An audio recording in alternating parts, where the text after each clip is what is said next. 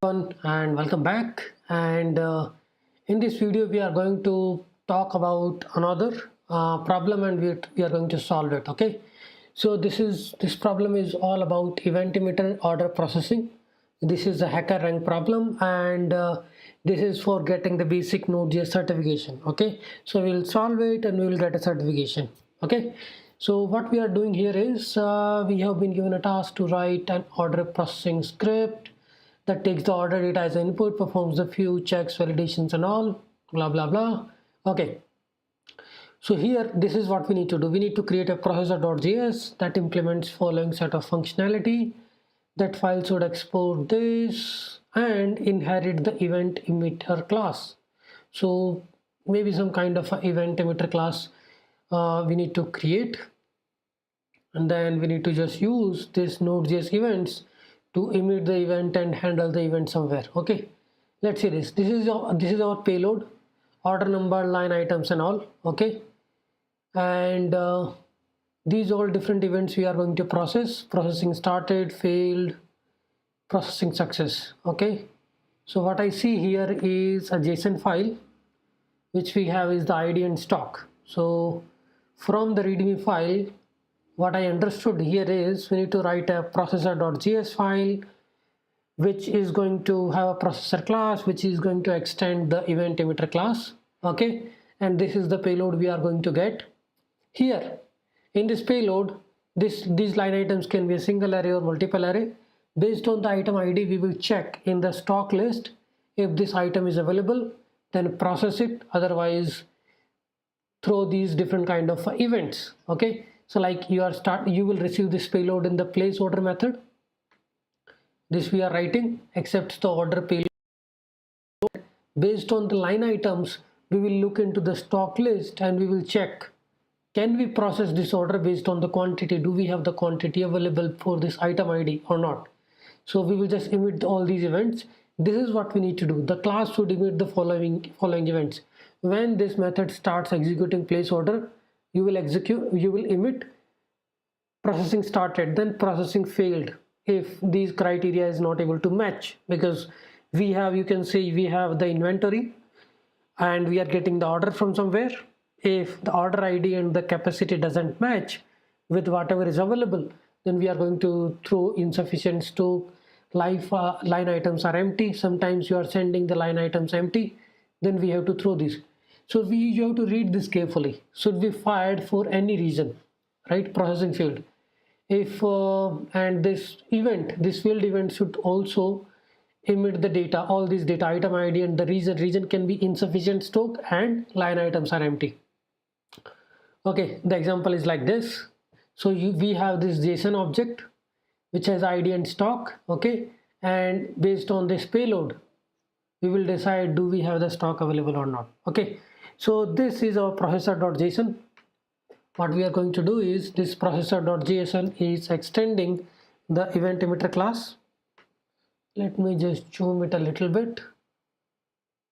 So this is really really nice problem when it comes to Node.js. Rest all problems are all about CRUD APIs and all, which are simple, right? So what we are going to do is it is going to extend event emitter, which we already imported. If this is extending event emitter, then you will be writing a constructor, and constructor should be calling the parent class constructor using super keyword so that we can have all the methods. And here we are getting the stock list, which is a mock JSON. Let's create a variable for this so that our class can access it. Okay, we don't need to reference stock list every time. This dot stock can be shared in all the methods. Now here we need to write a place order method, and we already know place order will take a payload, right? And now the interesting part is there is a class which is extending the event emitter. So all the methods of the event emitters are now available. This dot emit, this dot listeners, right? And what we need to do is, once this method starts execution, we need to emit this processing started event with the order number. So this is our payload. If you look at the test also, you will come to know what payload we are sending. This is what payload we are calling in the place order method. The line items can be empty, can have something. This is the order number, right? So always also look at the test cases, what they are doing. You will get an idea what you are doing, if you are on the right track or not. So this is the order number and line items. So we are getting the order number and line items, and we already know the criteria that processing started should be fired, and it should emit the order number, right? So what we can do is, whenever we are emitting this, we can emit the order number. Now here we got the payload, so we can get the items. Items means line items. Payload dot we have line items. So we got the line items. Now we need to do a check if these items are empty or not, because there is already a constraint in the readme file. If line items are empty, then we can simply go ahead and say is we can't process it, processing failed. So if you go and read me, just look at this again. Processing started should be fired just before the validations. We are firing it. Processing failed should be fired for any reason. Okay. Now what all different reasons are there? If the line item property is blank array, the check should fail with the reason line items empty. We need to pass these three properties while raising a failure event. Reason is a line items empty. So we got the first reason.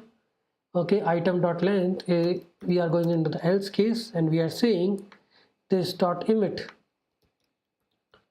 This dot emit, and we are going to emit the processing failed event with this payload, right?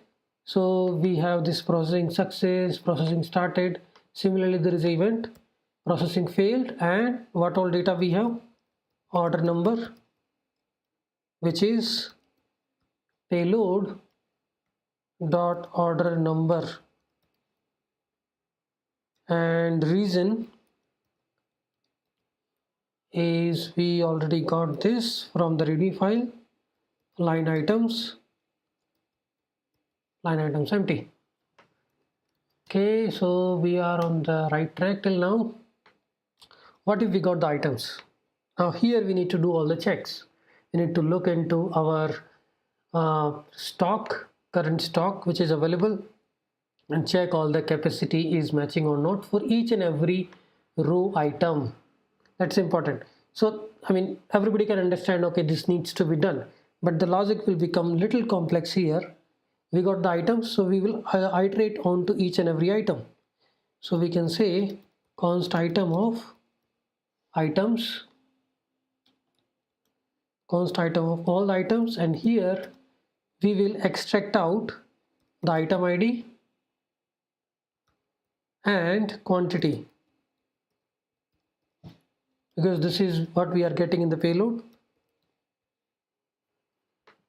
Our payload looks like this. Item ID and quantity we will receive.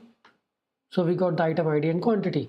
Now we need to check, does this particular item is available in the stock with this quantity or not, right? So we need to write a method which will do these kind of checks.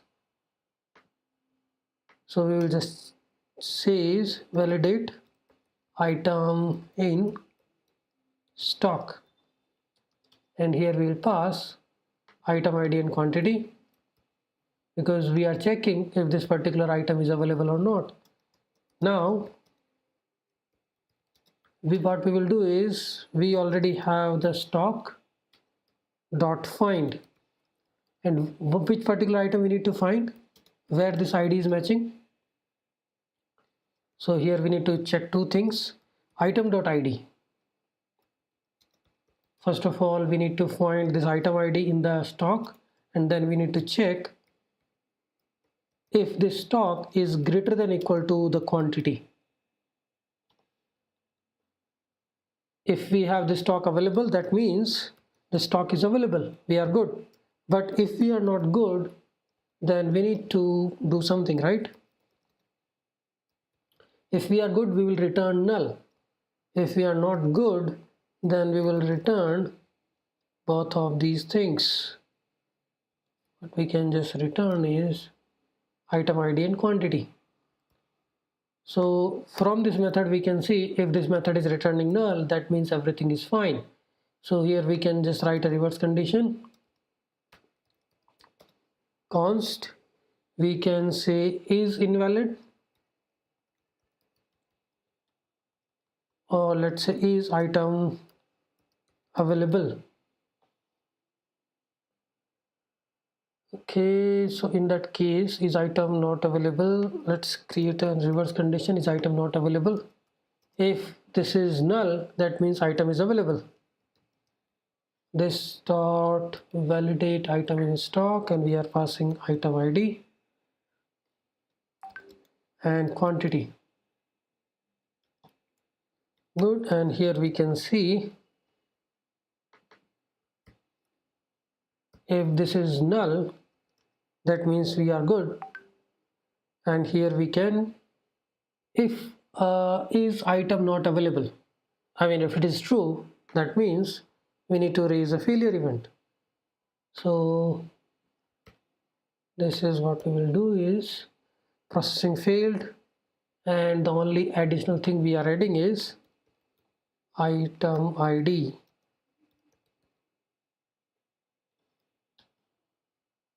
And here we go to the readme and see which particular event we need to raise. List item empty, insufficient stock.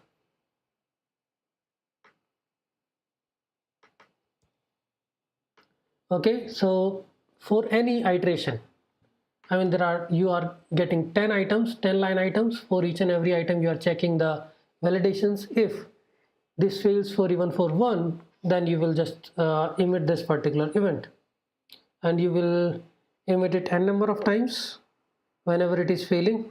So it is checking for each and every item. Is item not available? If this is coming null, that means item is available. So we are just writing a reverse condition, nothing else. Okay, now module.export processor, we can just check by running tests.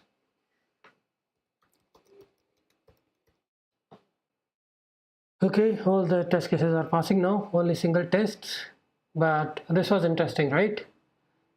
So this is the second problem of the basic certifications, and we are done. Thanks everyone.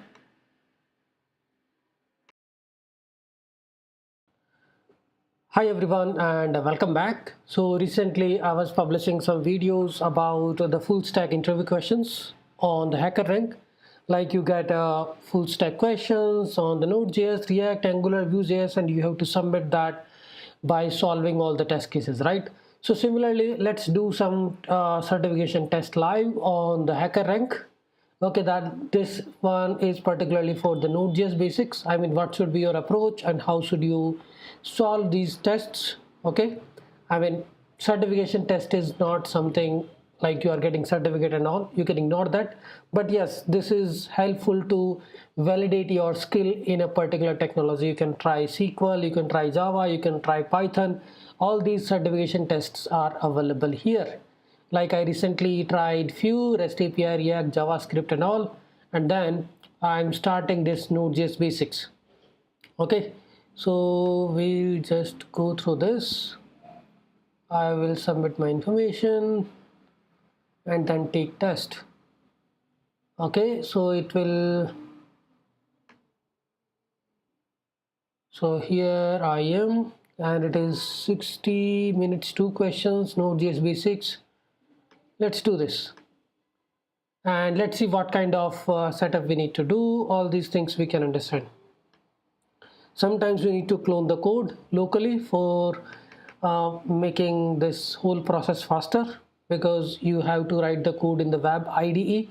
So if you are good at VS Code, then you can just clone the code and get the code locally and just do this. And here, go to the test. So here find recipe step, order processing, these two apps we have, and we have like 1 hour of time. Let's get into this. Okay, so what do we have here? Okay, we have to submit it here. Web ID is still loading.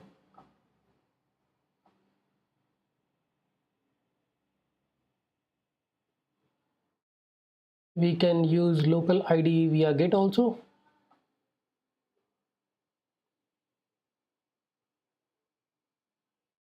So what you need to do is you need to copy the Git URL. So click here to copy, and you can actually do one thing. You can clone this code and you can start writing there. So let me just clone this, and then we will read the problem statement, what it is talking about, and then we will solve it.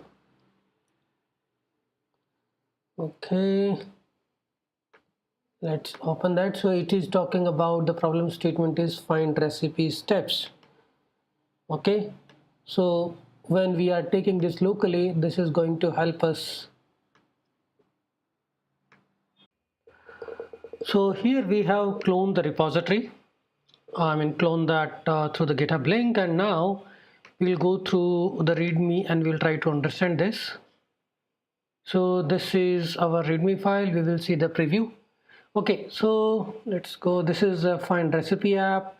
The request, we need to create this route, I think, and that is taking ID as a parameter and elapsed time as a query parameter. So this is path parameter, this is a query parameter, and the output should be in the format of this. Okay, so the basic fundamental of these kind of problem statement is you read the readme file properly, because if you are not able to understand it, then read it once. And in the bottom there is always an example which talks about why the output looks like this. Okay, so if the ID is passed and the URL is missing or not valid, then send 404 not found. Okay, and if the lifetime query parameter is not present, then default should be 0. This is very useful information. And we are going to have this kind of a mock data where ID, name, steps, and the timers. Okay, and we need to write a route something like this: steps ID and elapsed time. The ID parameter should be used to filter out the result based on the ID. Okay, we have this mock data. Based on this ID, we will filter out the data. And if the ID is not found in this mock data, then 400 not found. Okay, if we found, then we need to return the result. Okay, now this index 0 is the output. Why that is coming? So first of all, let's take a look onto these two parameters: recipe ID and elapsed time. Okay, so recipe ID is 4. Okay, we got the record from the mock JSON, and the elapsed time is 11. So elapsed time is 11. So now we will look into these timers. Timers are like 0 0 0 0, right? And if we look at the elapsed time 11 here, elapsed time means we need to return the index from the timer array where this elapsed time is less than. Okay, so the first index is 15, which is greater than the elapsed time. That means from the first timer index only you will get the order delivered, right? So the output will be the index, which is 0. Okay, so now let's write this. What we are going to do is, in app.js we will add this router, recipe steps, recipe router, and inside the recipe router we will write our logic. So here we are going to write our route. So we got the router.get, and we are going to take ID as a route parameter, and here we have a request and response, simple express logic. Right, now what we will do is we are going to get this ID, which we can get request.params.id, and we have elapsed time,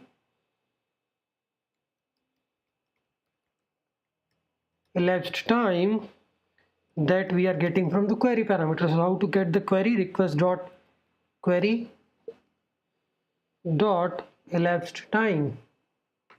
If this is there, otherwise assign the 0.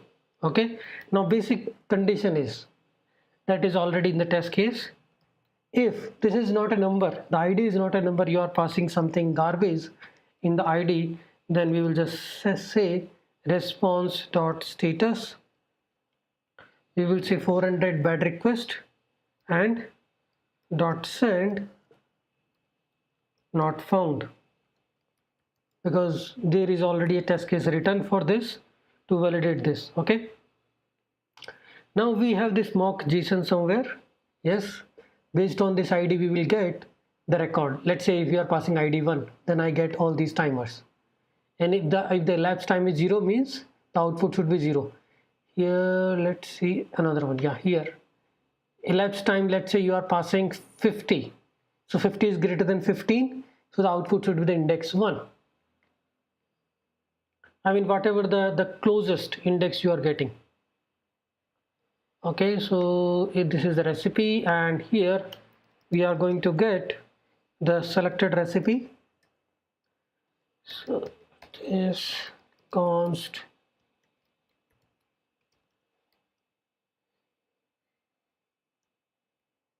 selected recipe. Now what we can do is we are getting the recipe as a mock recipe dot filter. We are running a simple filter, and in the filter what we will just do is give me the record where ID is same as, we can convert this path parameter as a number, so triple equals will not break. So we got the selected recipe. Right, now if we have selected recipe, then we will do some checks, because there may be a scenario where you will not get a selected recipe, the ID you are passing 20, which is not there in the record. So in that case we will say response dot status 404 dot send not found. And if we got the record, now we will get the timers from selected recipe. So we got the timers from selected recipe. I'm talking about these timers we have in the JSON object. So once we got the selected timers, what we need to do is we just need to get the index. So we can write one method index by passing all the timers and elapsed time, which we got from the query parameter, which will be by default 0 if you are not passing. And we can write a simple method function get index, and this function is taking 2 arguments. Right, this is just going to iterate onto the timers and will give you which particular index this elapsed time is matching. Okay, we are passing timers, we are passing elapsed time, and it is going to give you the index. This is what we need. Once we got the index, we can just say response dot status. We got the 200 status, and we are sending index, that is the output. Okay, now final thing is we need to make sure all the test cases are passing. The edge cases are ID is not a number, send 400 bad request. If there is no selected recipe, send 404. And now we need to run the test cases.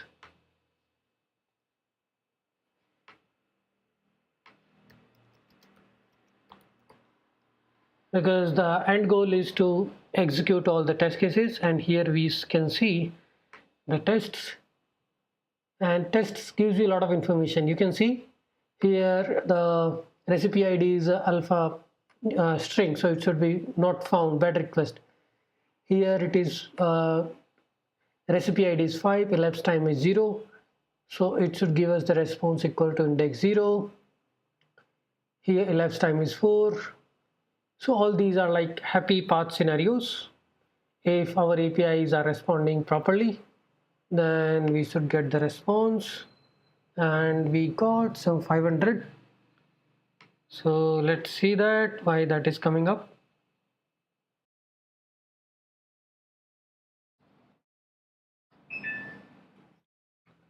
Okay, here we did a mistake. Yes, recipe is an array and we are trying to consider it as an object. So if the array length is greater than 1 means we got selected recipe, then you need to get the 0th index.